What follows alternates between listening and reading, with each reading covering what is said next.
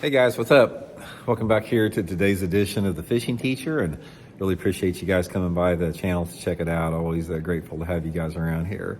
We are going to be talking about a controversial fishing technique today that I've talked about on some of my other channels about my opinion that you should not use braid to fluorocarbon ever on a spinning setup. It's become super popular to do so. I'm going to make the case why you shouldn't. A lot of you guys that follow my other channels, you've heard me talk about this before, but I've never talked about it on The Fishing Teacher.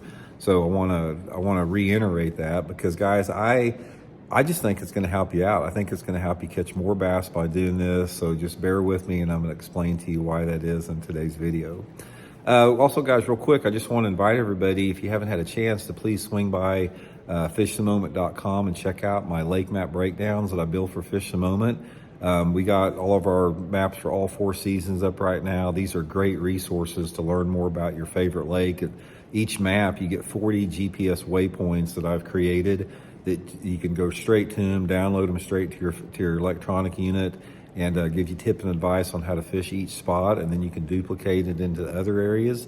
So it's a really good resource. I'll put that Fish the Moment lake map breakdown link in the description of the video. And also, real quick, guys, anyone interested in booking an on-the-water lesson with me, you can do that by going to my Facebook page, Randy Blaukat Professional Angler, and shoot me a private message. Got some good jerkbait fishing going on around here right now, so appreciate that. Okay, this topic, it gets people heated up when I talk about this for some reason.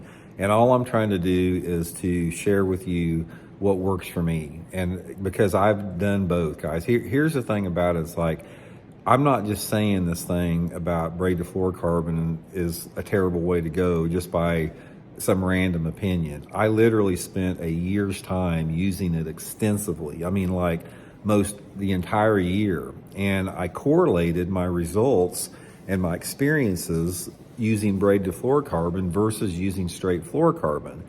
And it was my determination, after fishing both techniques extensively in a lot of different situations, that straight fluorocarbon is the way to go. The advantages outweigh the disadvantages by far. Now here's how I determine that as far as my own thing. Number one is, when you're using braid to fluorocarbon, you got 2 weak links. You got the knot for your braid to fluorocarbon, and then you got your knot from your leader to your line. So you got 2 potential weak links there. And both of those particular areas are subject to fray. You get abrasion on them, line fray, and all that type of stuff. So right off the bat, you have more of a chance for more breakoffs. And I've seen this myself because, guys, 5 years ago when the U.S. Open at Lake Mead, the U.S. Open at Lake Mead, it's a shared weight. So you share the weight of the fish that you and your co-angler both catch. And my co-angler, he broke off 2 big fish the first day of that tournament with his braid to fluorocarbon not failing. That cost me winning that tournament. I finished 7th in the tournament. I would have won it if he hadn't have broke his line. And I've seen this happen before because, not just the knots fail, but, the frays on it. One of the things that happens when you use the braid to fluorocarbon is people are less, they don't want to retie as much, because the more they retie, the shorter their leader gets, and then they're going to have to retie their leader, and it's just a big hoo-ha. And I see a lot of people working down where they got a 2 or 3 feet leader on there. Now, don't think for a second, guys, that a fish cannot see that braided line in the water. There's a big trend now where people use that yellow braided line with their braid to fluorocarbon on a spinning outfit. And I can promise you, when there's a yellow rope going down into clear water, those fish can see that. And it can definitely affect, the mood and the personality of the fish and their, hesitancy or not to bite that lure. Another thing with that is, like, you don't have the stretch with braid to fluorocarbon. And with the spinning rod, I think stretch is important on hook setting and, landing the fish, all that type of stuff. When you have braid to fluorocarbon, you don't have that stretch. The fish, they react too quick when you're fighting them and you can lose them. I think when you set the hook, you don't have enough stretch on there, and sometimes you can break the line with it. There's no advantage to braid to fluorocarbon to get you more bites. Here's the thing about it. It's like, Bass fishing is all about getting bit. It's like you cannot land a fish unless you get bit by a fish.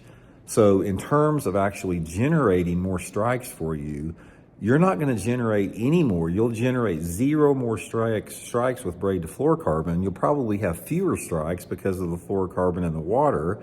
So therefore, what's the advantage to it? I don't have any problem casting or setting the hook with straight fluorocarbon line. If you learn how to spool your fluorocarbon correctly, you're not going to get the line twist. You're not going to get the bird's nest. You've got 1 knot to retie, and you encourage the retying process is encouraged more since you only have 1 line with there. I just think, in terms from what I've seen, I think that I get more bites with straight fluorocarbon line. I think that I'm more efficient. I think I can fight the fish better. And I just have a lot more confidence in using straight fluorocarbon than I do braid to fluorocarbon. Another thing with that, guys, is if you're over 40 years old, you know how hard it is to tie a knot. So it's when you're in the boat and you've got 3-foot waves rocking the boat around and the wind's blowing and your line's flapping everywhere in the air and you're trying to retie 2 knots out in the windy condition, it's a pain in the butt, and it makes people not want to retie as much, which makes them break off more. So my advice to you guys is, I know a lot of people have gotten sort of sucked into thinking that braid to fluorocarbon is the only way to go because they see the pros use it all the time.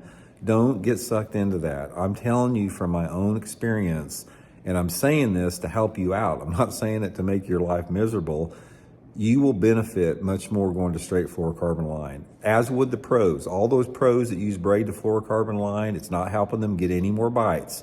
They'd get just as many or more bites with straight fluorocarbon line. So give it a try before, if you haven't tried it, just give it a try, see how it goes. I think you guys will really be happy with it. So we'll talk later. See you.